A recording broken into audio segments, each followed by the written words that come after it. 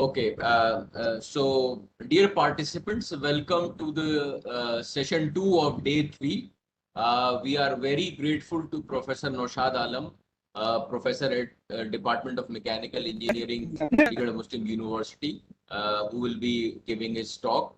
And to moderate this session, I will invite my colleague, Dr. Mohsin Khan Saab, who is an associate professor at Mechanical Engineering section of University Polytechnic, to kindly moderate this session and take over from now.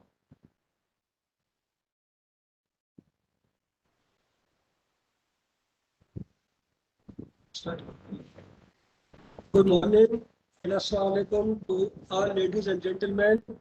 It's great pleasure for me to introduce today's speaker, Professor Noshad Alam Sahab, who is going to deliver his talk about 1D infinite element and modeling of composite structure in Atal AICTE FDP Faculty Development Program on Computational Techniques in Engineering, which is going on from 2nd August to 6th August 2021 at Mechanical Engineering Section, University Polytechnic, AMU Aligarh.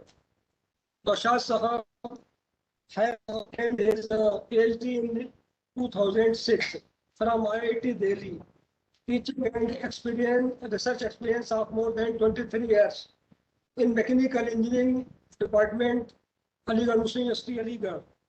The research areas are smart composite and sandwich structures, reactive control and structures, fine element analysis, variability, availability, and maintainability of structures and systems. He has published more than 45 papers in international journals, 41 papers in international conferences, and 15 papers in national conferences. Publications are in reputed journals are Composite Structure, IJ Mechanical Sciences, Computational Mechanics, ASME J Vibrations, and Acoustics, ASCE J General Mechanics, J Thermal Stasis, Computer Methods in Applied Mechanics and Engineering, International Journal of Mechanics and Solids, Latin American Journal of Solids and Structures, and Structure Engineering and Mechanics and International Journal of Mechanical Engineering and Sciences, Advances in Materials and Process Technologies. Ladies and gentlemen, please join me in welcoming Professor Noshad Alam with this couplet. आपने मेरे घर में क्या कदम रखा, बढ़ गई लौ मेरे चिरागों की. A big couplet, big round of applause to Professor Noshad Alam Sahab. Thank you. Okay then, thank you. I can start now. Yes, sir, you can start now. Yeah. Thank you very much for so much introduction. Now, as you all are aware that in this faculty development program, my topic of this lecture is FE analysis of hybrid composite structure. So basically this FE analysis, that is finite element analysis of hybrid composite structure. So if you see the topic itself, there are 2-3 broad areas you can say, like this FE analysis. Basically this finite element is a very strong tool which is very much used in most of the analysis. And the another area, this hybrid composite structure. So it is again a very new and very applicable area, had a lot of application. In the preceding slides I will show you how this, you can say this whole universe is covered by these composite structures, that everywhere it is used. So anyway, already my introduction has given by Dr. Dr. Mohsin. So I am very much thankful to him that he has introduced me, and all the other team members, Mr. Afsar, and the coordinator of the program, Dr. Imran Shafiq, and all that. Anyway, so let us move to the presentation. So this will be our this will be my structure of presentation, introduction, objectives, overview, and application of composites, coupled geometrically nonlinear zigzag theory, which I was worked in my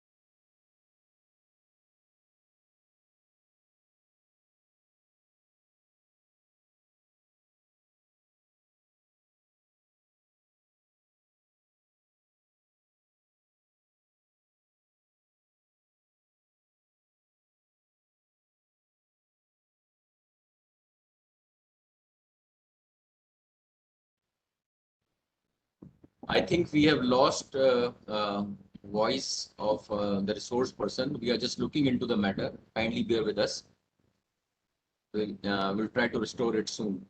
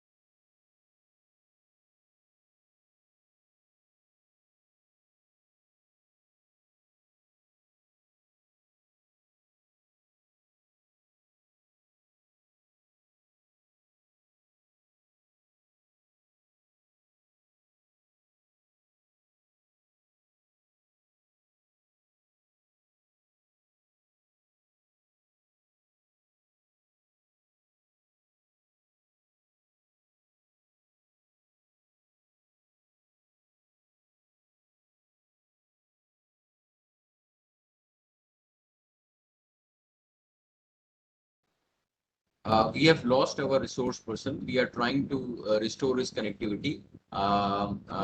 We will be he will be joining us very soon. So kindly bear with us. Thank you.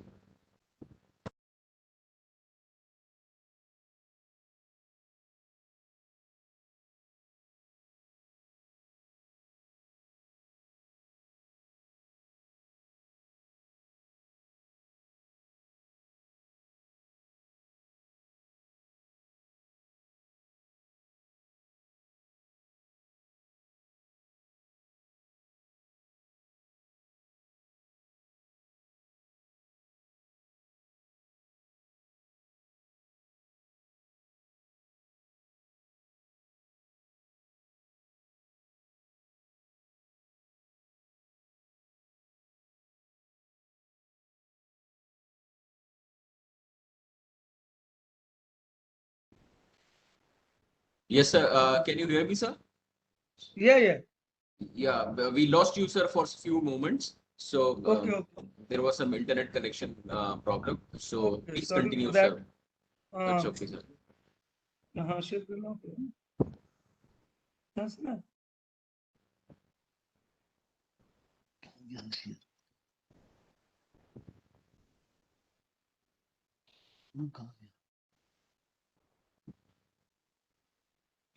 Screen इसे कम कर दीजिए। हाँ अब आ गया। चलिए sorry. Now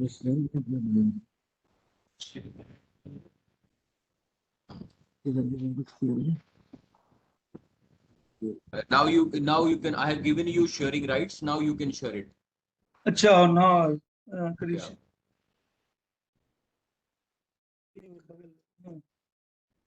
Yeah. ऊपर वाले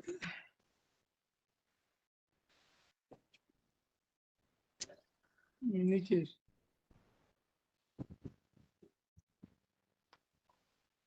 I think now it is coming. Yes, sir. It's okay now. Now it is coming. Okay. Sorry for interruption.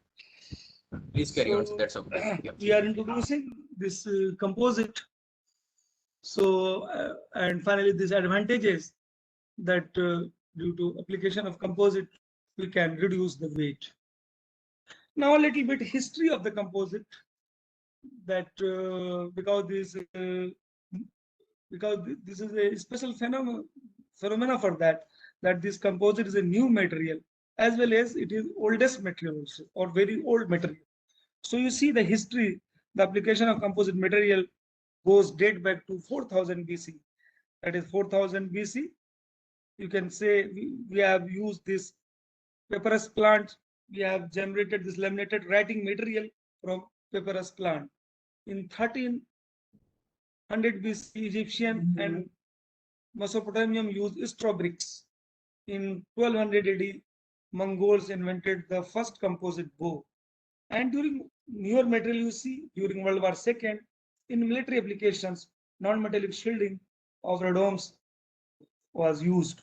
And these are the two pictures of, you see, where these composites were very much used. Now, why we need composite? So you see, there are lots of positive thing, that is, when we use composite, we can enhance the strength, the stiffness, the toughness, the corrosion resistance, the wear resistance. It will reduce weight, we have discussed. It will increase fatigue life. Thermal and electrical insulation and conductivity will increase. Acoustic insulation will improve. Energy dissipation will improve.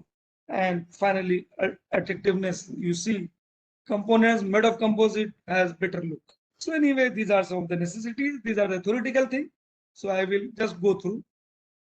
Now this one graph, you can see that when you use this composite, how fatigue life increases for the component. So you see the values that fatigue life is more for composites. Similarly, the high specific strength and modulus for various type of composite. So these are some of the good things. That is why we switched over to composite from the conventional material. Now, a little bit just types of composite, or you know, that is the classification. This composite is basically made of two major parts. One is known as matrix and other is known as the fiber. So classification based on types of matrix and classification based on the types of fiber. So now, as we are discussing applications, so you see the aerospace application. Composite has a lot of application in aerospace engineering. Similarly, composites have application in automotive and transport applications, you see, due to good strength and reduced weight. Similarly, composites has a lot of application in energy applications like wind turbine and other components. Similarly, in civil engineering applications, whether it is bridges or roofs or some house construction, everywhere composite is very much used. Similarly, in marine applications, you see, we can use these composites. And although this medical engineering, medical applications, there is medical science, there's a lot of application of composite, whether it is bone and you say the teeth, the all dental technologies, and there are so many in the OTs, everywhere, lots of composite are used. So seeing this thing, we can say this composite has huge application in all around, whether it is day-to-day life or it is the heavy machinery. Everywhere we have lots of application for the composite material. Now let us, we have to move or narrow our discussions, because our main topic here is the FE analysis. So we will try to converge. So now how will do the analysis of these composite structures? So basically there are two methods that one method is which is analytical solutions are there, whether it is exact solution or various other Fourier analysis and other things we can use or do the problem that is known as analytical solution. But the second, but you see there are very few problems where we can do, due to so many reasons we can't go for analytical solution. And the other option is we have to go for numerical methods. So this FEM, that is finite element method, or boundary element method, BEM, and other so many techniques, mixed techniques are there. So these are the numerical methods which is very much used nowadays. So the most popular numerical method is the finite element method, FEM. It is an integral part of computer aided engineering. Now you see we have this is a very good area, that is computer aided engineering. There it is the most important tool. It is an integral part of computer engineering and being extensively used in the analysis and design of many complex real life systems. Now there are two ways. Either this FE, you can write your own code, your program, your own formulation, or rather you use some softwares, because nowadays there are lots of software available where this finite element technique is used. But it is my, you can say, submission or request to all the people who are doing work in this area that only software can't solve our problem, or rather when we use software we should see what is in back, because software is nothing a black box. Things are happening inside, but we don't know what is happening inside. So we should at least know the basics of this finite element method. Anyway, there are numbers of commercially available general purpose finite element software. Most of you know ANSYS, Abacus, Nastran, NISA, Petra. So these softwares have highly user-friendly interfaces, very large computing capabilities, and appealing display features for pre-processing as well as post-processing. There is a general tendency among many people and practicing engineers to use these packages and produce output without bothering to understand what FEM or the software does. This is the point where I want to give emphasis, that we should know what is happening inside the box. So the correctness of the output depends on several factors, including input, material data, type of element, boundary condition. So we can only apply this thing correctly when you know what is happening inside. So here lies the necessity to know the basics of FEM for proper utilization of any of these packages. That if you know the fundamentals of FEM, that will be easy, and we will not do any mistake using this software. That is why these lectures is helpful, that if you know the fundamentals, then we go to use the software that will be useful. Now let us, if you want to do analysis of a physical problem ourselves, that is our own program. So of course, mathematical formulation of the problem we should do, that we have to make a mathematical model for any system. Let us say we take a simple example of a spring mass system. We want to analyze this and using this FEM technique. So this FEM is a solution technique. So it will come later on. First, you have to generate your own mathematical model. So that is why it is written here. The mathematical formulation of the problem we should do, or we should make the mathematical model. Then we have to solve this mathematical model. So in general, any physical problem can be described in terms of mathematical expressions like differential equation, integral equation, and algebraic equation, of which differential equation are the most common. Generally, we formulate these problems, these engineering problems, real life problems with differential equations. These equations are valid within certain domains under certain prescribed conditions, depending on which a physical problem is categorized as either initial value problem or boundary value problem. In an initial value problem, the dependent variable or its derivative are prescribed initially. That is at the time t0 is equal to 0. Whereas in a boundary value problem, the dependent variable and its derivative are prescribed on the boundary of the domain. So these are some of the steps, or you can say, for analysis of a physical problem. Now, broad classification of problem, depending on the nature, three broad classes of problem are encountered. First is equilibrium or state problems. Second type is transient or propagation problems. Or third type, you can say eigenvalue problem. So we can classify the problems of nature, that is engineering problems, in these three major categories. Now, equilibrium problems are time independent problems in which we determine the static or quasi-static response of the body to the applied generic loads. And transient problems are time dependent. In these problems, the applied loads vary with time, and we are interested in finding the response of the body under such time varying load. So this is second category problem. And third category, that is eigenvalue problem. The eigenvalue problem are a sort of combination of both of the above, transient as well as equilibrium. In these problems, the time dimension is involved indirectly, and we are interested in determining values of certain parameters that correspond to some critical state of the body. Now, analysis and solution technique. So once we formulate the physical problem into mathematical problem, then the formulation of the mathematical model for real life problems and their analytical solutions are virtually impossible in most cases. That is why I told you that in most cases it is very difficult.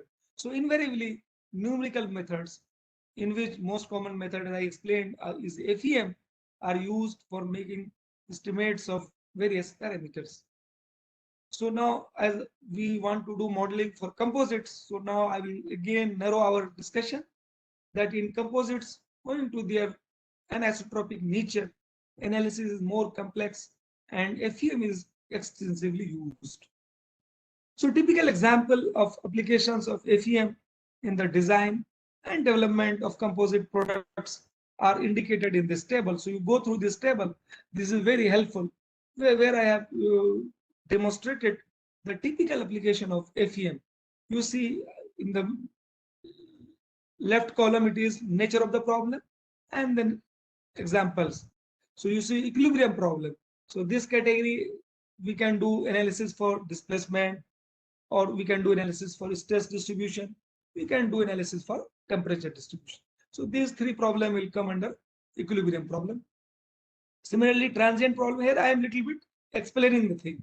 Transient problem, that is analysis for crack propagation or analysis for response to impact and fatigue loads, analysis for ablation. Similarly, eigenvalue problem, we can do analysis for buckling loads and their mode shapes, and we can do analysis for natural frequency and their mode shape. So when I will take some numerical problem, there I have taken these stresses distribution and displacement and these natural frequency, because otherwise if you take all example, that is buckling, although this thing I have with me, but it will be more time consuming. So I have taken some of the typical problems from this list. Okay, I think up to this we have much narrowed our discussion and converges to finite element method. So here in this slide you see we have typical elements type in FE analysis. Whenever we want to do any modeling or for any structure, so we have to choose certain element, whether you use software or you write your own code. Everywhere you have to decide what type of element you are going to take. So like here there are three broad categories. that is one-dimensional element, 1D element, all you are aware. Similarly, 2D element, that is 2D element, in planar element you can say, and 3D element like brick element in the bottom. So these are the three typical or general element types. Okay.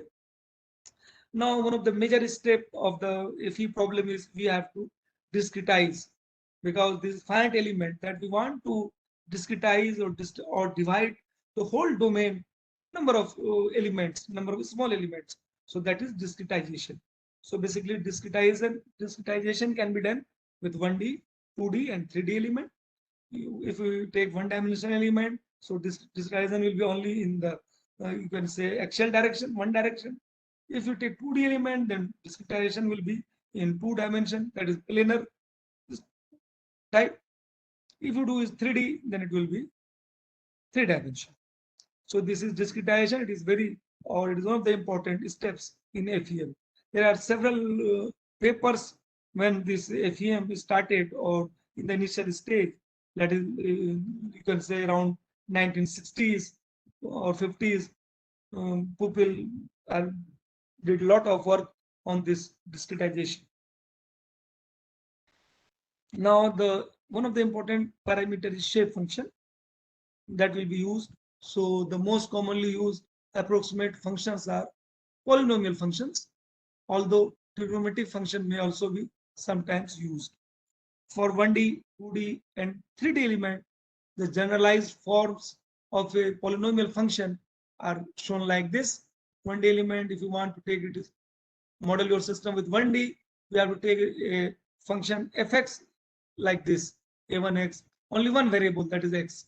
If you take 2D element, that is 2 variable, then you see here we have used 2 variables, that is x and y. So, and if you are taking 3D element, then we have to incorporate third variable, that is z. So it is function of not only x, y, but z also. So fx, f, x, y, z. So 3D element is a function of 3 variables, x and y and z, where everything is very much described here. Fx, y, z is the field variable, x, y, z are the element coordinates, a1, a2, an are the coefficients of the polynomial, n is the degree of the polynomial, and m is the total number of polynomial coefficient. So this is all about assuming the polynomial for obtaining the shape function. These are the basically polynomials to obtain shape function. So these are the steps how we will obtain shape function. So let us say now I will, because there are other speakers who will speak on 2D and 3D element. So I will here take the 1D element, that is the most simple element, because we have to actually model the composite, which is again complex thing. So it is better that if we learn how to model in 1D, we can do for 2D also, for 3D. Procedure will be same. So that is, I am taking simple example so that you can try yourself or you can model your system or structure. So basically, I'm considering 1D element. So the approximate function I am taking here, fx, and finally this can be remodeled, and we will define a global matrix of size 1/2 gx, where A is the vector of size 2/1. Finally, the idea in this FEM is to determine the field variable from the total nodal values. So the nodal values here is phi1 and phi2, that is nodal values for element, this element 1. So from there, we have obtained the vector of nodal values of element E given by this matrix. So then using equation of the vector of nodal displacements and the vector of polynomial coefficient, we can write A like this. So finally, from here, we will obtain the shape function. So with this simple algebra, we finally obtain this. So x is a shape function having value this 1, 0 and 1 L. So if we take nodal value, where these nodal values, so now doing the simple algebra and substituting these equations, finally shape function is coming this L minus x over L and x over L. So it is basically 1/2 matrix. So this is the basic, these are the basic steps that I am using how to obtain shape function for a simple 1D problem. So this is just a demonstration of the basic method. But now I will show you that actually I am applying this method to our this beam, composite beam. So I am taking here this modeling of this hybrid beam, the geometry of beam I am showing you here. So this you see, this is a highly hybrid composite, so having so many layers. So the first layer is the bottom one, and the top layer is Lth layer, and the in between K layer. And as I'm taking a hybrid beam, so we can put some piezoelectric layers inside this. So that is why it is known as hybrid beam. When because it is of different material, that is I am taking material 1 or 2 for these layers, the top bottom layers, and for piezoelectric layers there will be different material. So this is our model. So for this model I want to generate FEM.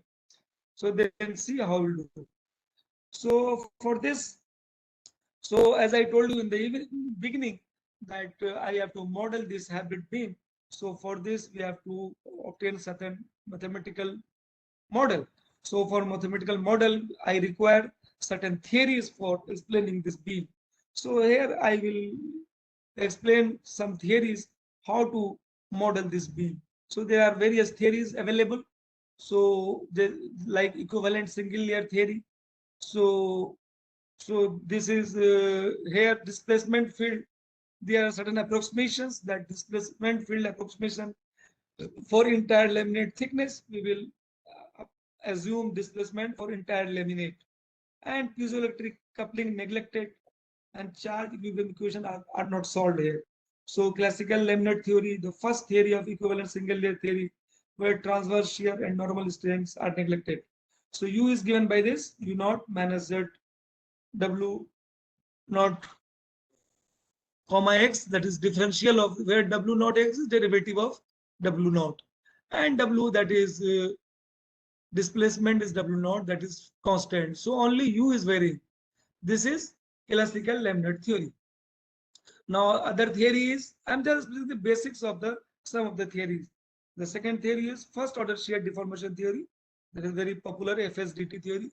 Here uniform transverse shear strain across the thickness is assumed, and you see there is a here U function changes, U naught is okay same, but this second one, it is phi naught, it is function of because here we are assuming uniform shear strain, and W is again W naught. So this is FSDT, that is first order shear deformation theory. Now the another theory through which we can model our beam is third order theory. So you see, as the theory, we start from classical theory, then FSDT, now TOT.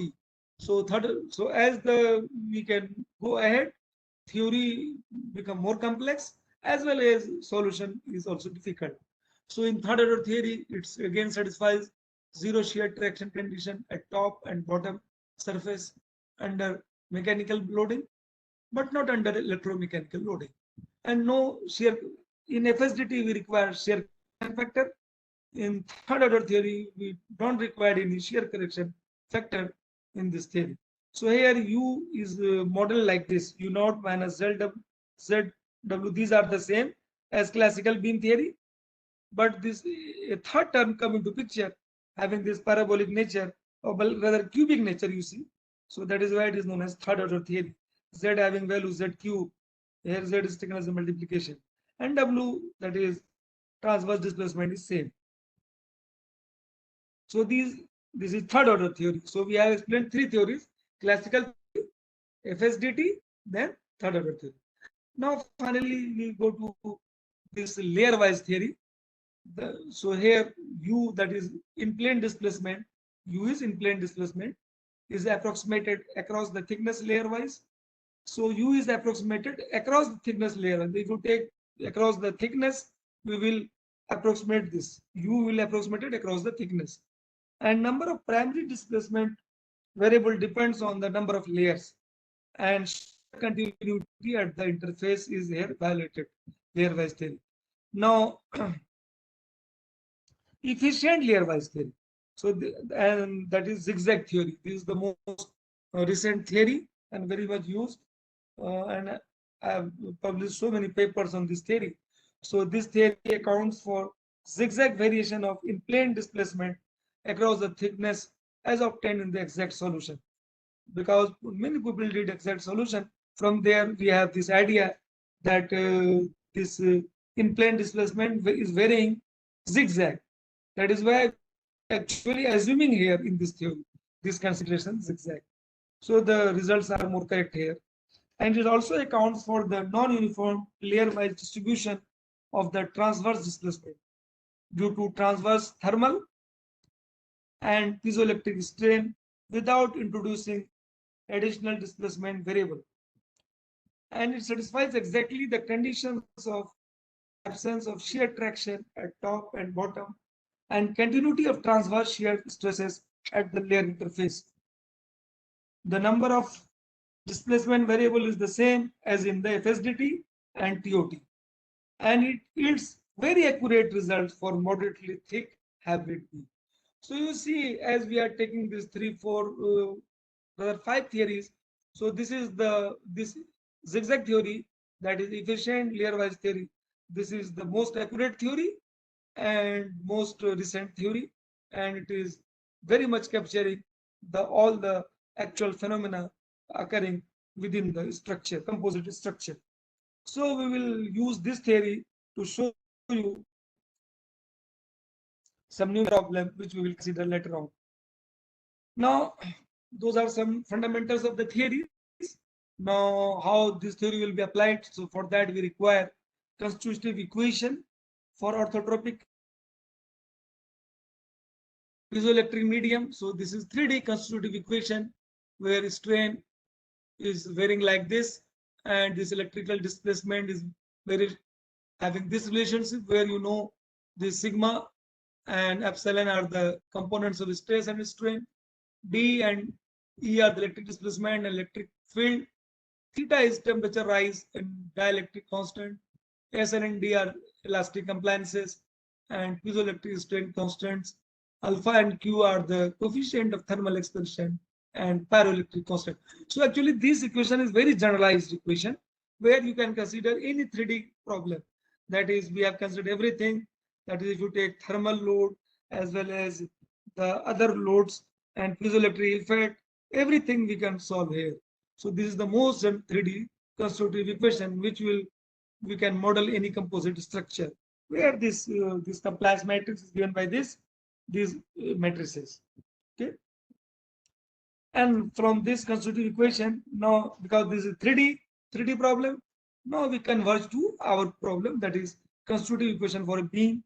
So when we take beam, so it is 1D structure. So we have to assume that stresses are 0 in y direction as well as, so assumption for beam of a small width. So this sigma y 0 and tau y z and tau x y.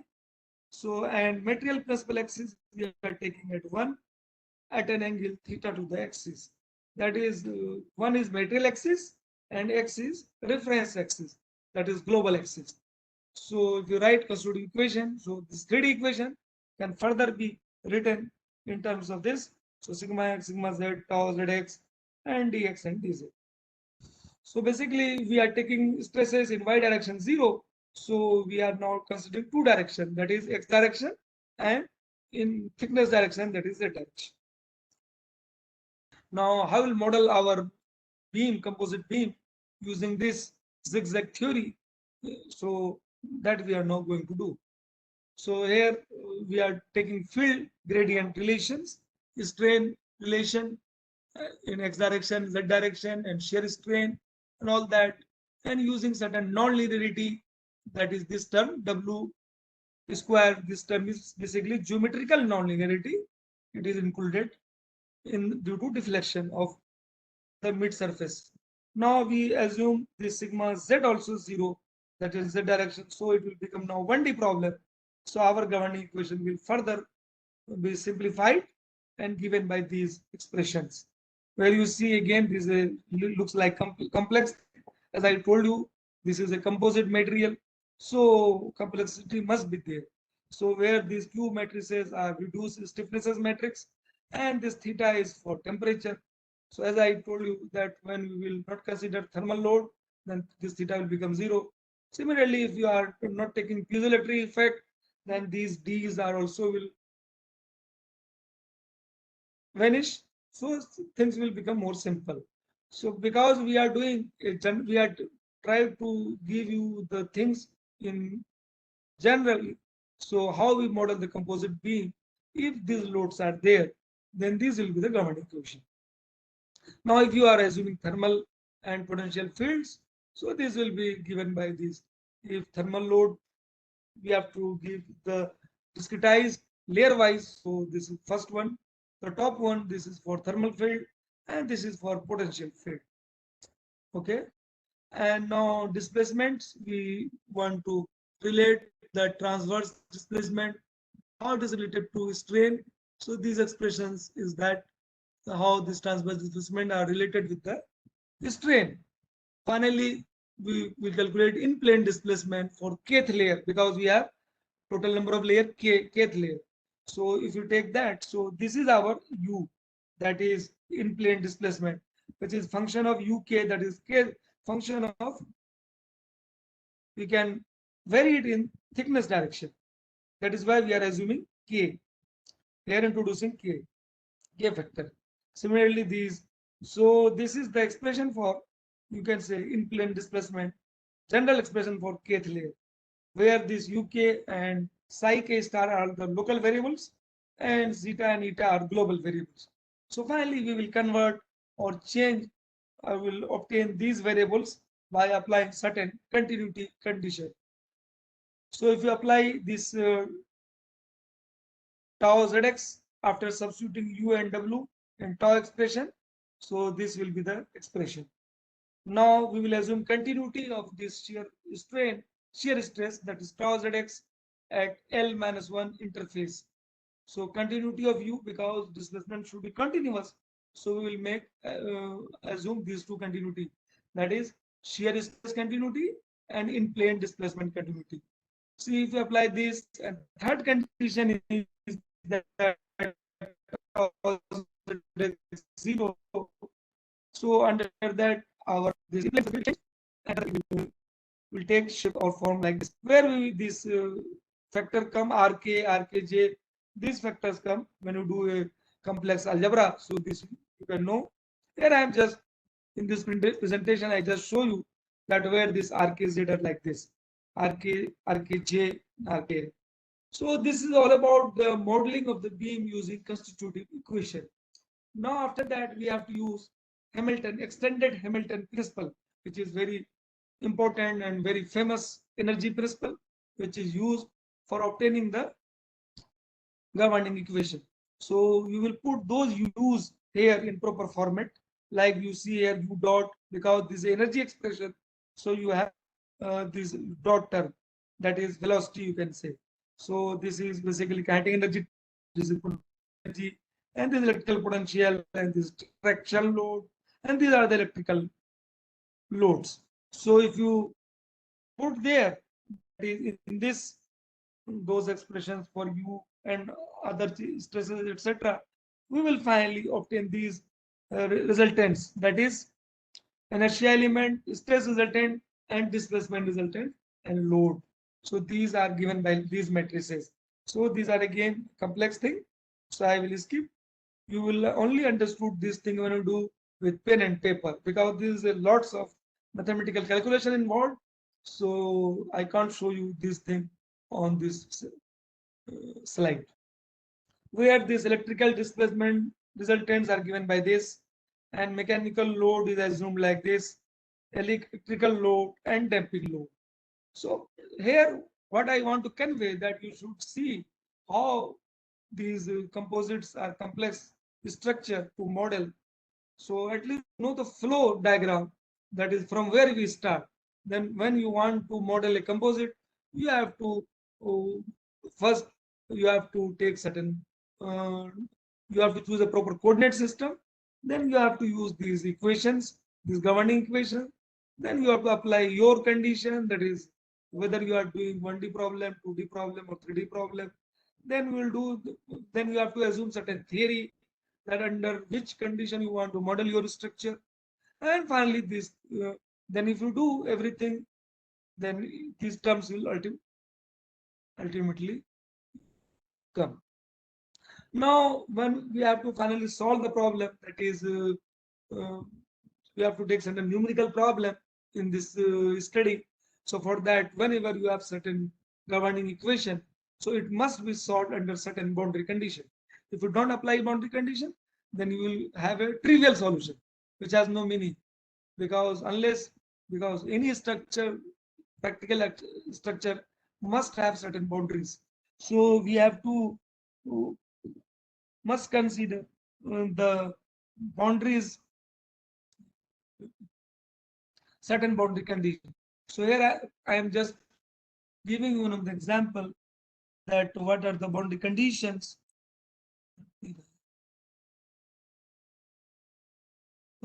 So these are the boundary conditions. Okay.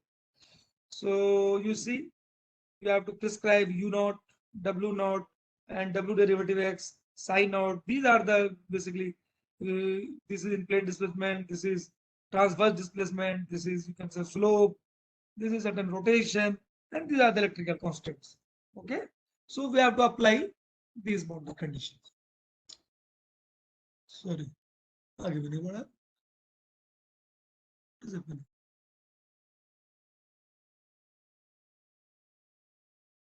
कहाँ हो रही?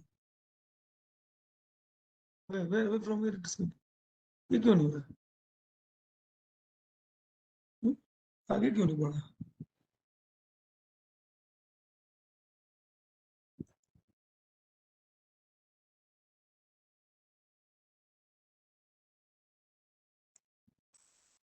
Any problem? Yes, sir. Everything is fine. Your voice is clear and your video is also clear. Okay. अच्छा यहीं से कर लेते. Yeah. It's coming. Okay. Yeah. So these are the boundary conditions. That is, we have to prescribe in plane displacement, and these all other parameters. So then finally, so these are all about the modeling of the beam. That is how we'll model the composite beam using those theories and those governing equations. So finally, now I switch over to the finite element model. Of course, I will use the most advanced theory, that is zigzag theory. So now how will model this composite beam using zigzag theory. So for that, again, as we have used this displacement or other thing, so we have to first define, let us say U cap is generalized displacement, and epsilon cap is generalized strain, and F cap is generalized stress resultant, where U cap is defined by this matrix, and where we have all these four variables. You see, U naught, W naught derivative X, psi naught, and W naught. These are the four mechanical variable, and these are the phi j and phi j derivative X. These two are the electrical variable. So basically, our generalized displacement has these 6 variables, and this is strain matrix, or rather, you similarly this is load vector. So if you assume this,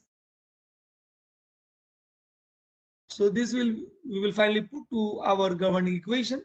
So for that, again, I am showing you the actual geometry of hybrid beam. That here, this hybrid beam with continuous patch and layer. You see this diagram? We have, this is a hybrid beam having so many layers. So these are, you see, this is the main layer, layer K naught, layer K, and there are piezoelectric full layer, which is this sketched one, and there are two patches on the top, that is piezoelectric patch, and this is a piezoelectric patch, and this layer is continuous piezoelectric layer. So this is basically our model of hybrid beam. Now, so we have to use this beam constitutive equation for this hybrid beam in terms of generalized equation. So if you want to write, you can write like this: F kippa with this, where this D matrix is given by this, where A, basically this is related with the, I will define later on these matrix, and similarly F theta if there is a thermal load, and these are the, sorry, these two are the thermal loads. Now finally, I am taking here a simple 1D element for 1D beam element. Whether you see this, there are only two noded beam element. So degree of freedom here on each node you see this is 6. That is 4 mechanical degree of freedom, U naught, W naught, and psi naught, and W naught derivatives. These are 4 mechanical degree of freedom and 2 electrical degree of freedom. So it is basically 12, you can say, degree of freedom. This element having 12 degree of freedom, 8 mechanical, and these 4 electrical. But rather we will say it 8 plus, you can say 2 and 5, because this 5 is variable number, so it can change. And this thermal element, here we are taking 3 noded element, but we are not considering in this discussion, so I will not go to too much detailed discussion of this. Now you see we have taken 2 noded beam element. Here we want to develop. So nodal degree of freedom, as I told you, U naught, W naught derivative X, psi naught. These are the mechanical degree of freedom, and 2 and 5 number, that is phi j and phi j derivative X, that is the electrical degree of freedom. I am giving the things in the concise form. So interpolation of field variable, we have assuming 2 types of basically interpolation function. One is linear Lagrange and another is cubic Hermite. Why I am using these two? Because you see in our equation we have first derivatives in variational equation. Also we have second derivatives in variational equation. So wherever there is a first derivative, we use linear equation or linear Lagrange, and when we have the second derivative, we will use cubic Hermite. And if the temperature is there, then that is third one.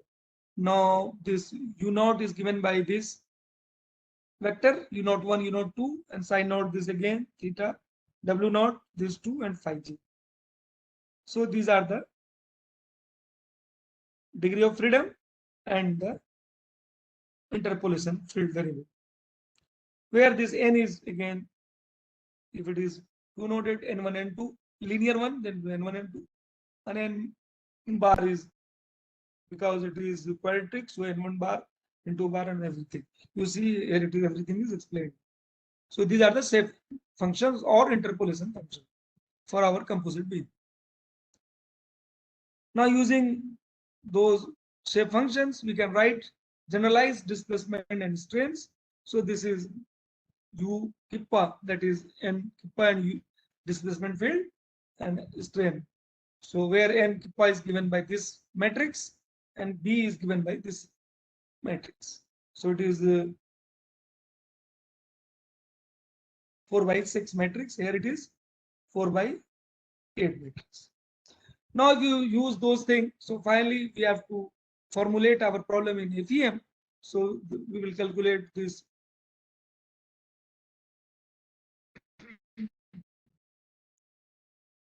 contribution in the T to the variational linear. So finally, when these all things put into our FE equation, so we have the this mass matrix, ME, elemental mass matrix, and damping matrix, and stiffness matrix, and load vector. So this is our expressions. So this will, those equations, previous equation will take the form like this. And finally, if you write this thing in expanded form, so we can write like this: is first one is mass matrix, and this is stiffness damping matrix, this is stiffness matrix, and this is load vector. So this is basically our final equation. And if you apply static condensation, if you use for electrical variables, which is which will certainly reduce our computational time.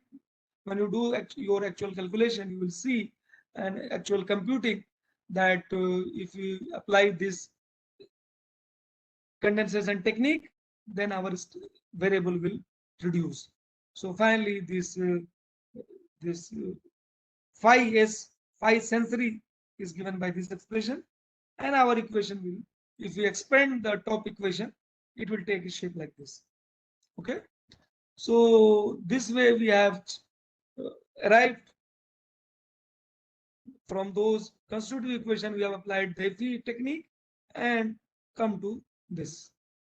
Finally, we want to do some numerical problem that how we'll apply, because this is our goal, that we want to derive the mass matrix, the damping matrix, and the stiffness matrix from FE tool.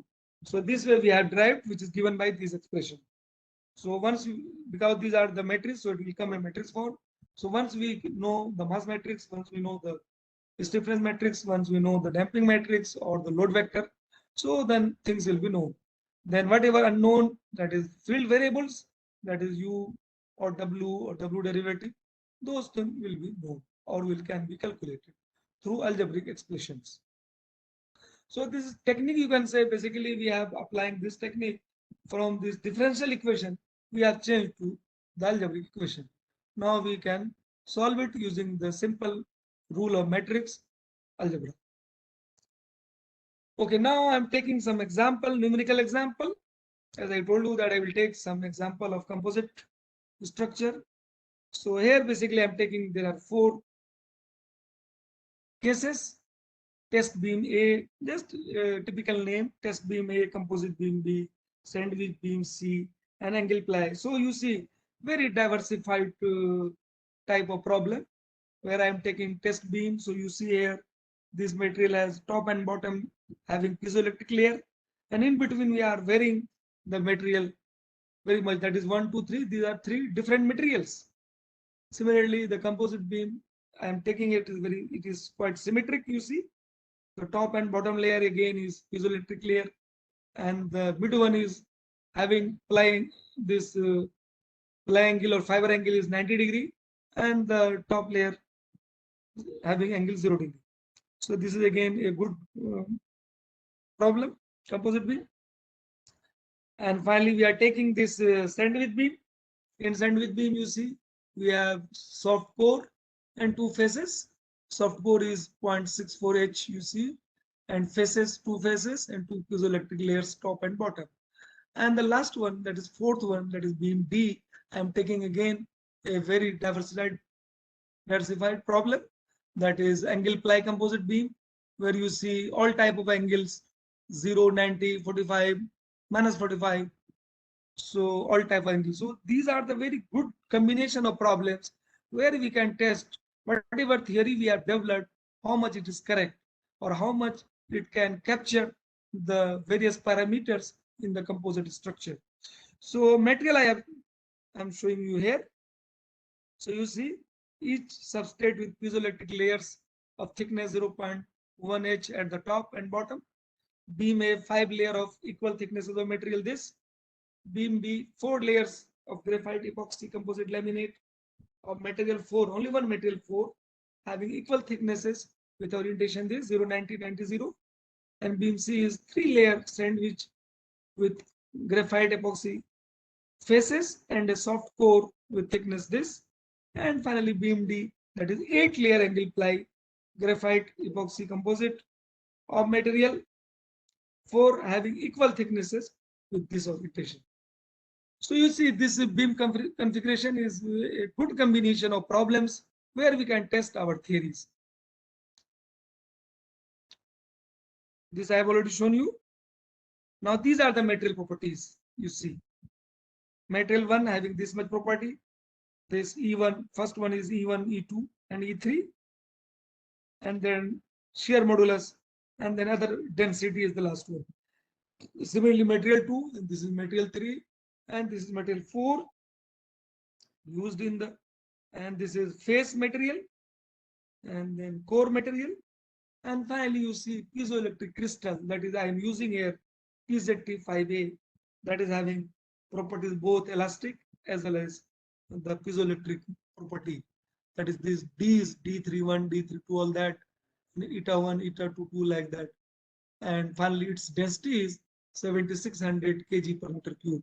So I'm taking here a diversified problem, that is which is capturing, so that I want to give emphasis that a very complex nature of beam can be very easily modeled with this zigzag theory.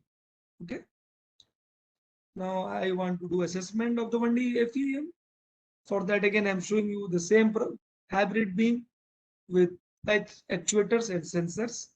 So this is geometry of hybrid beam, having shown various layer. Bottom one is ZK-1, top is ZL, and there are piezoelectric patches. Okay, this is our model problem. I will also take a cantilever beam. I'm showing you the effect of this piezoelectric crystal, that this piezoelectric crystal has effect. If you place it at certain distance, let us, I have shown here x p, so it has certain effect. If we move this patch from this position to, let us say, rightward, that has different effect. If we place it on the root itself, that is where it is fixed, so it will behave differently. So that's why I am specifically taken this problem also to show you that how this patch affects. Rather, later on I have published papers on this, the optimization technique I have used to placing this piezoelectric crystal, because this piezoelectric crystal is very, you can say, costly material. So we have to use it very judiciously and for controlling the structure, because nowadays this area of active vibration control, their people are using very much this piezoelectric crystal to control the various parameters. So at the same time it is costly. So we have to use it very judiciously and optimally. Okay. Now I'm taking here pressure and potential load. So 1D, as all you know, that I'm using 1D zigzag theory. So later on you will see that whatever result we have obtained using 1D zigzag theory, that later on we have used the software package Abaqus. So our results are very much agrees with the Abaqus, which is a 2D, where we have considered 2D problem. That way I will claim later on. First you see the result. So this is the first slide you see for results, where I am comparing deflection profile of a center line for cantilever composite under pressure and potential load. You see, I have compared it with cases that I'm using here. The present is 1D zigzag model, and this FEM 2D is Abaqus model. So you see how nicely it is matching. You see it is just overlapping one another. Whether I am taking a pressure load or potential load, 3A is pressure load and 3B is potential load. So whether I am taking this 1D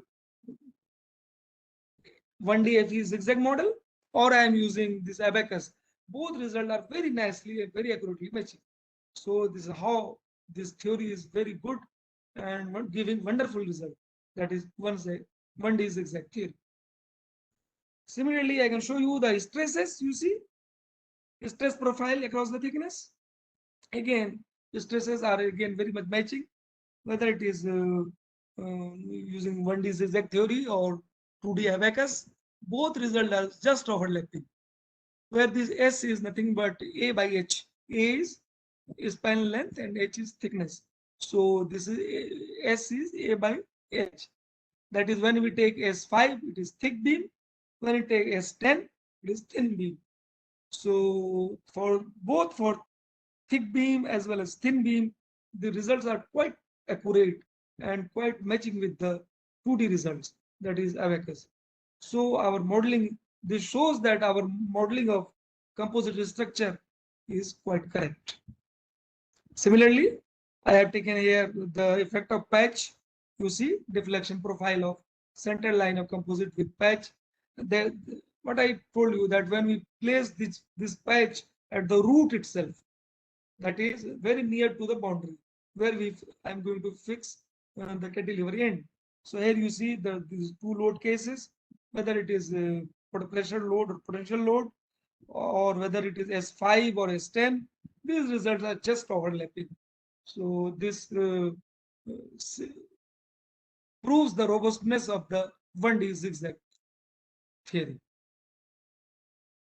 Similarly, this is the deflection profile of a central line of composite beam with patch at x0, and now I'm placing this patch at certain distance. So this is the profile. Now the next is the natural frequency and dynamic response. So those are the static results. I want to show you these are the static results. Now I'm doing certain dynamics, and basically this frequency I'm taking here. So now you see in this table, I am comparing this composite beam A and sandwich beam B, these two.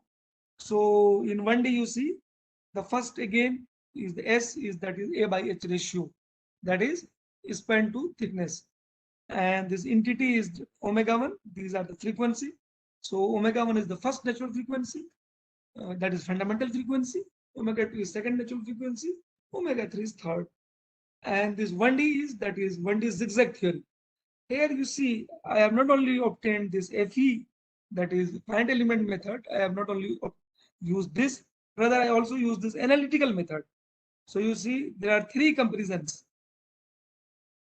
FE1D and analytical method, and here you see 2D. So 2D FE and analytical.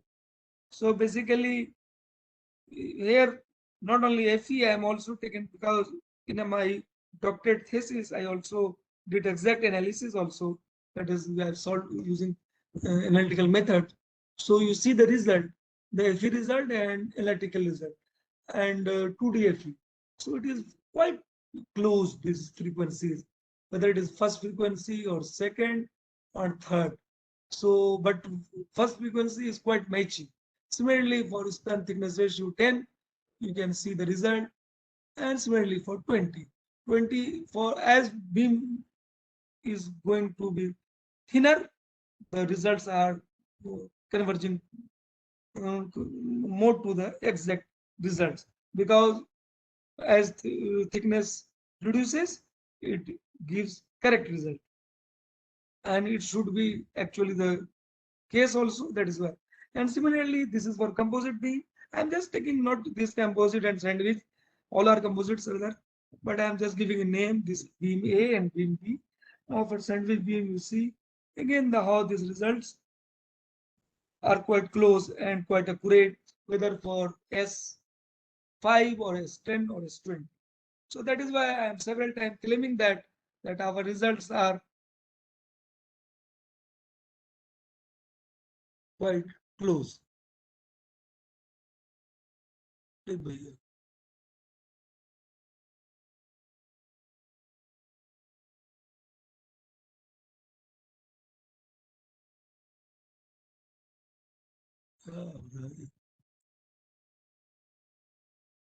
Okay. Now see the another result.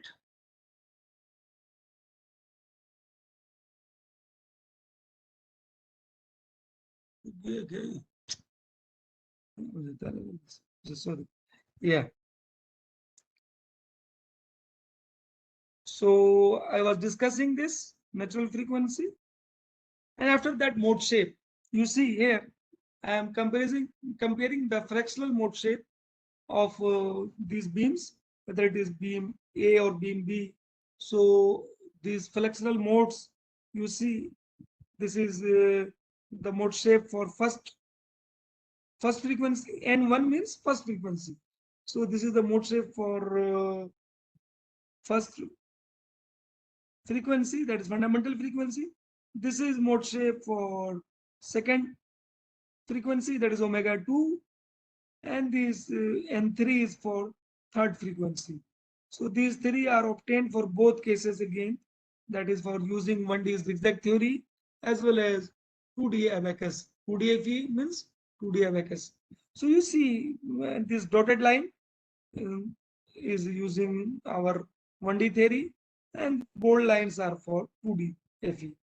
So again, you see whether it is for first fundamental frequency or for second frequency or third frequency, mode shapes are quite uh, matching with the exact, or you can say 2D results. So that is why it is very much capturing, and for not this theory is suitable for static analysis. This is also very good matching with for dynamic analysis. That in dynamic analysis also the results are quite accurate and correct, and the shapes are as predicted, as we know from literature, that if any system vibrates in composite beam in first mode, its shape should be like this. When it vibrates in second mode, its shape should be like this, and it is vibrate in third mode, its shape should be like this. Similarly, for these are for this is S10, and this is for cantilever beam, and now I'm taking a clamped beam. If the both the ends are fixed now, so that case is basically clamped. So if both case end are fixed, then that beam will term as clamped beam. So here you see displacement or transverse displacement should be 0 at both ends. So it is actually there, both are and it is 0. So and the shape for first mode is like this, and for second mode shape or for second frequency it is M2, and for third mode shape it is shaped like this. So this is for sandwich beam the beam A, that is for composite beam, and this is sandwich beam. So shape is almost same, and is also very much capturing both whether it is composite or sandwich. Our results are quite close to the 2D analysis. So our, you can say, modeling are very correct for composite beams.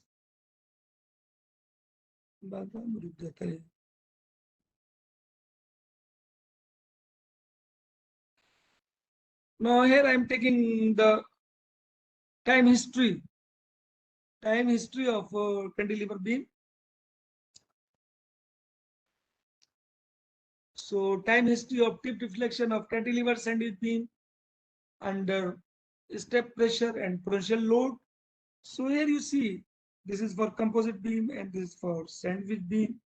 In this case also I am taking two cases, that is your present, that is 1D FE zigzag theory, and 2D FE, that is abacus. So you see here in this case also I am taking this time for 3 seconds. There is 0.3 second, that for this small span of time, if I give a certain tip deflection to the cantilever, so it will vibrate a shape like this, that W is changing, you see, sinusoidally, and the you see the whether I model with the 1D zigzag theory or 2D FE abacus, both are giving the same pattern, that is the nature which I am capturing for just for 0.3 second, so it is same. So whether it is a static problem or dynamic problem, or in dynamic whether it is, you can say here it is forced vibration case, there free vibration where we obtain the natural frequency, or forced vibration where we apply certain tip deflection, so its nature is same.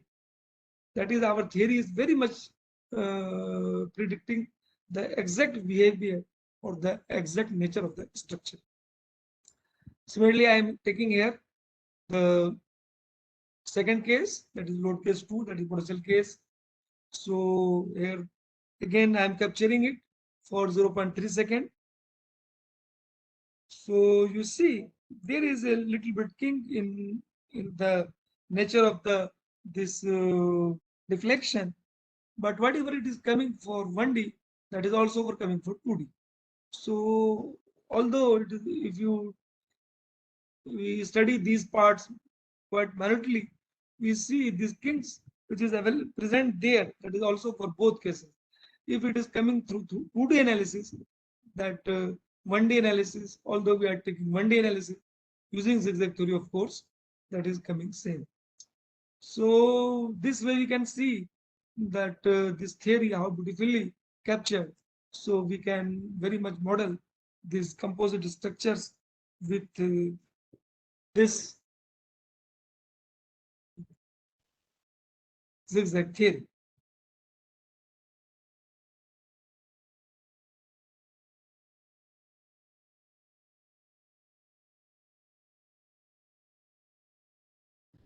Now in this slide, you see we are taking thickness distribution of this sigma x for cantilever composite and sandwich beam. So here see beam A is our composite beam and beam B is sandwich beam. So beam A, we have again plotting this stress distribution through thickness. That means in the Z direction. So you see how many layers we have for this. So it's 1, 2, 3, 4. So these are the 4 layer. So you see for beam A, these are the stress distribution. Similarly for beam B, when we have sandwich, so it has this nature. So you see stress actually is varying layer wise because these there are 4 or 6 layers. How much layers we can see for composite beams? We will see here. So this composite beam, this problem. So basically 4 layers, and these two are the top one and bottom one. These are the piezoelectric layer, and in between we have this composite. So I have shown you the stresses you see there, and for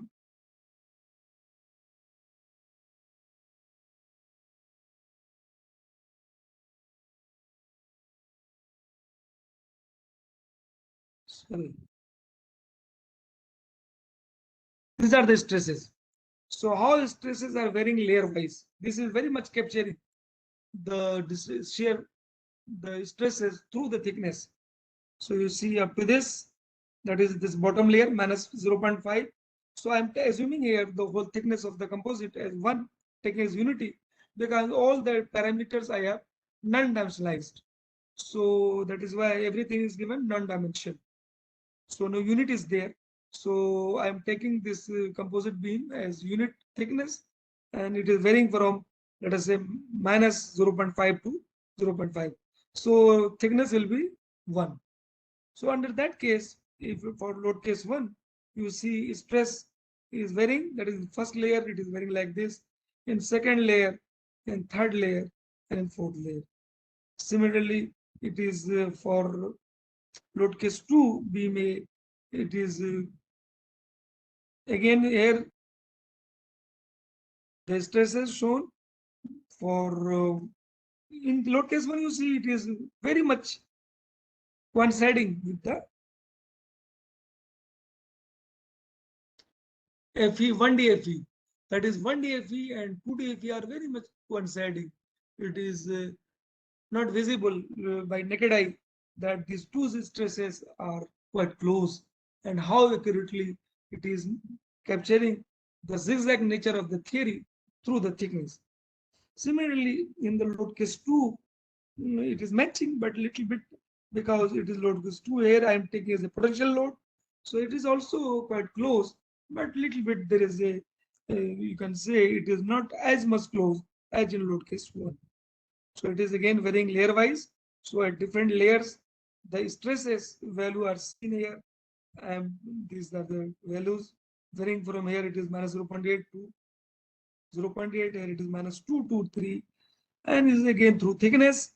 So in first layer, these are the stress value. This is the second, this is third, and this is the fourth layer.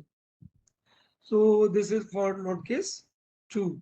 Similarly, for this beam B, that is sandwich beam I'm taking here, again you see here the pressure load, you see it is very much matching with the 1D and 2D result. That is, stresses layer wise are quite close, which is just overlapping. Similarly, this potential load case, you see it is close, but not as close as in load case 1. So what we observe that generally for pressure load, our results are more accurate. That is 1D and 2D theory are capturing the result that is quite close, rather than the potential load, because electrical potential has certain special behavior, so it is not very easy to capture all those behavior for stress analysis. Now in this slide, I'm showing you the tip deflection, control of tip deflection. I'm just showing one slide for this control part. That is how, if you vary the potential, so how it will control the tip deflection. So it is basically control of tip deflection of cantilever composite beam under harmonic pressure. We are applying harmonic load. Let us say load is simple, P naught sin omega t or cos omega t, or and if we are varying the potential, that is phi, let us say one case phi naught 0 and one case phi naught applying certain potential, that is it is just we are grounding. Phi naught 0 means we are just grounding it, phi naught 0, and when applying phi naught 2, so we are applying certain load. So here you see the amplitude of this tip deflection produces become quite less with, let us say here some time it is near 9-10, so here it is almost 1-2. So how this amplitude reduces? By applying suitable potential. So this is one of the way of controlling the structure, that if your structure through this electrical piezoelectric crystal technique, that if your structure is vibrating or at certain location where it vibrates, so we have to sense it through placing proper sensors on it. And then if you want to control that vibration or reduce that you can say amplitude of vibration, so we have to apply proper actual potential through some actuator. So basically, when we want to make control of our structures, so we have to design and place suitable sensors and actuators on our structure, whether it is beam, whether it is plate, whether it is shell, whatever structure is there, we have to properly model it and place the piezoelectric crystals at proper locations. As I have given you through some study, that if you place those patches or crystals near the root, it will control the vibration more, rather you place on the ahead of the fixed end. So, and also you have to control, apply the suitable potential so that it can control the response of the structure. So through this way, we can, this piezoelectric crystal, and there are other techniques also, we can apply other new shape memory alloys are there, and there are so many new materials, magnetostatic material and other materials are there, which can be very much used for controlling the structure. So that is why we use these smart structures or these hybrid structures. This is basically that we want to control our responses, or our structure should not fail when if there is certain, let us say. So that is why now we all these things are mechanized, that if some you can say load is coming on your structure, and so we should place our sensors properly so that it should sense this erratic behavior of loading which is coming on the structure, and finally it should nullify the effect for proper actuation. That is, when we have to generate a, you can say, a system or a structure that is known as its smart structure, that which will sense that whether some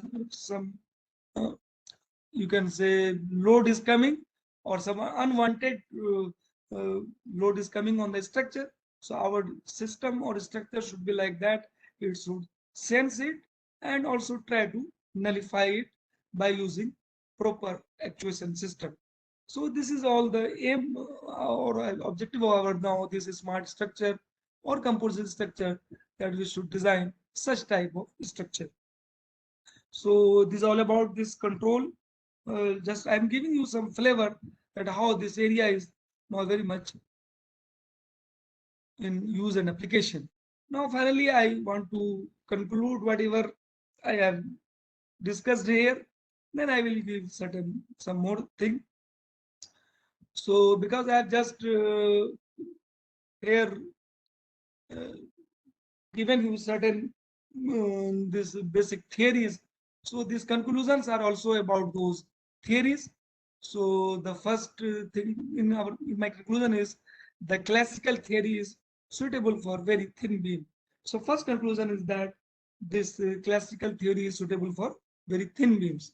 That if your beam is thick, then this theory is not very useful or suitable.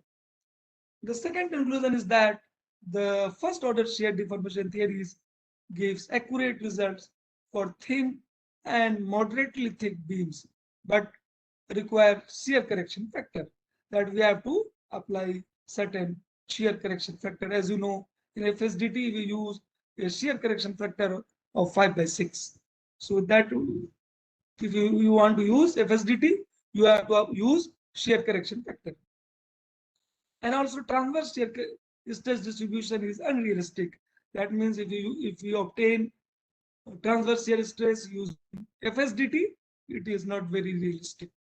That is, there will be error in that.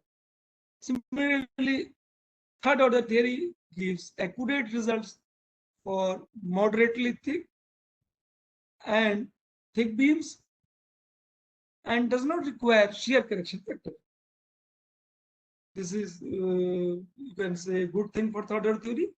But this theory again fails when the difference in transverse shear coefficient in adjacent layer are large.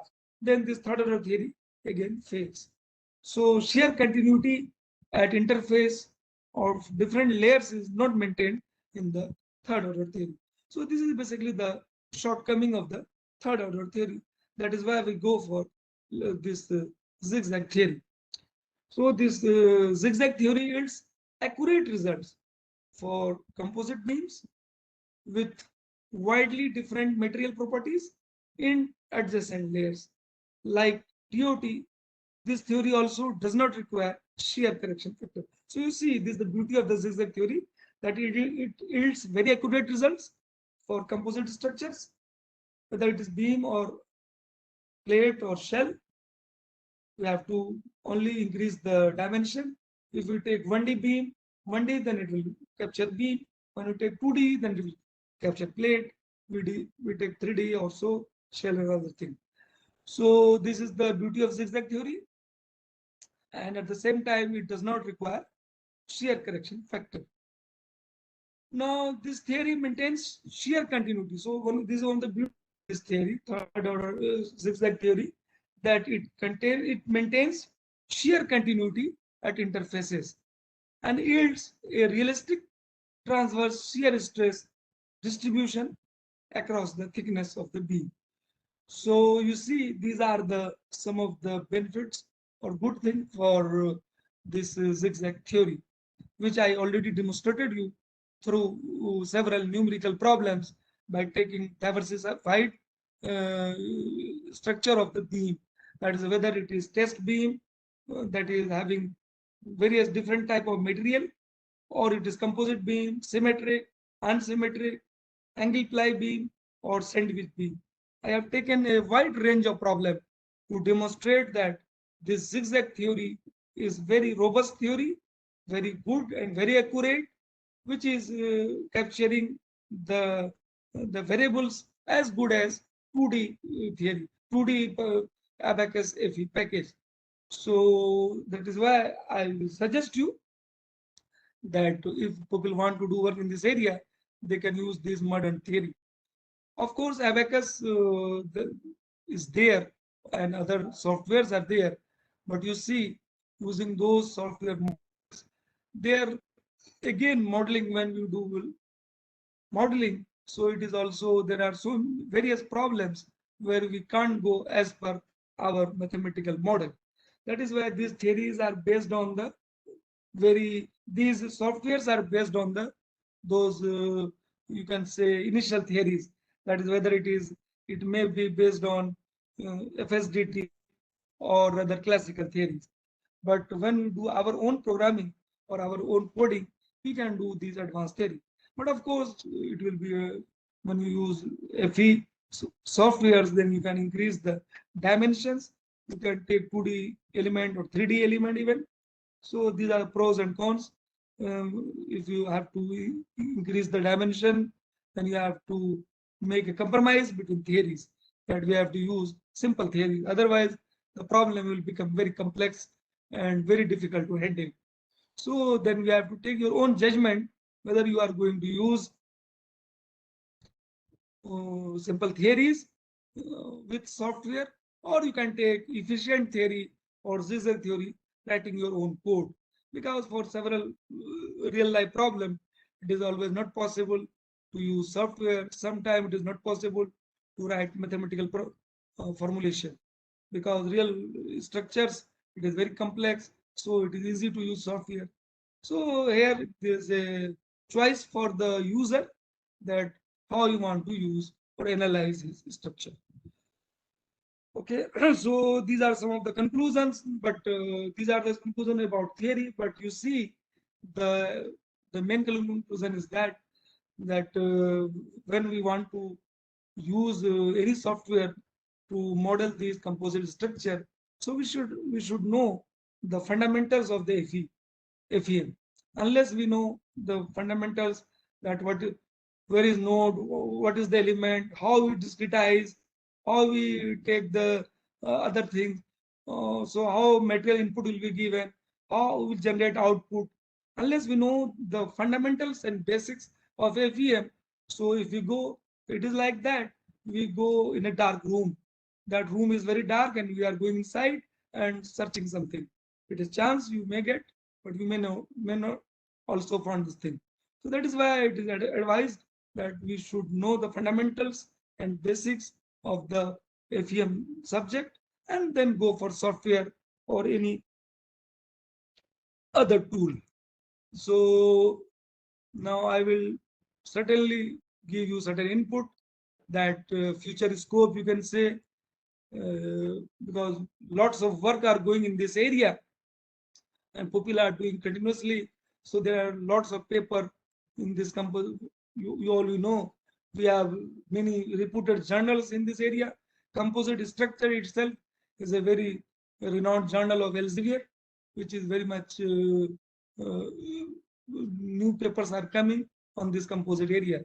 Similarly, your Indian International Journal of Mechanical Science, and there are so many papers, lots of papers, specifically composites, part A, part B. So there are many research journals which is covering this burden topic. So there are lots of scopes. So people who want to do work in this area can do. So to develop robust, we can develop robust plate and shell elements based on the zigzag theory for general adaptive structures. We can develop benchmark solutions for dynamics and buckling of the shell. And of course, these all are the theoretical thing. We have already established a very good lab in our department, which is this smart structure lab, where we have and also a composite lab where we fabricate composite in our department, as well as do experiments to validate the theoretical results. So you can also use these setups for conducting experiments. So this is all about this lecture. Thank you very much. Any query or suggestion? Thank you, Naushad Sahab. Thanks, Naushad Alam Sahab, for his wonderful lecture. In this lecture, he highlighted the importance, applications, and designing of composite materials, composite structures. Hope that all the participants enjoyed a lot. Again, thanks to Professor Naushad Sahab for giving his valuable and precious time to us. Thanks, sir. Sir, we have this question. Yeah, One please. question in the question box. That what is the difference between FEM and FDM? The question is that, sir, what is the difference between FEM and FDM? That is FEM. Basically, we have this finite element method, and that is FDM, finite difference method. So basically, this FEM, we use this our, you can say, virtual work principle, and the principle that we actually discretize in FEM, we convert this differential equation to first integral equation, then we discretize. But in FDM, we generally discretize in the differential equation itself. So fluid pupil generally uses this FDM technique. In solid and structures, we use this FEM technique. Okay, sir. Thank you very much once again for sparing some your valuable time and for this wonderful lecture. Thank you once again, sir. And I thank Dr. Mohsin Khan, who was the moderator of this session, for moderating this session. With this, we have come to the end of session 2.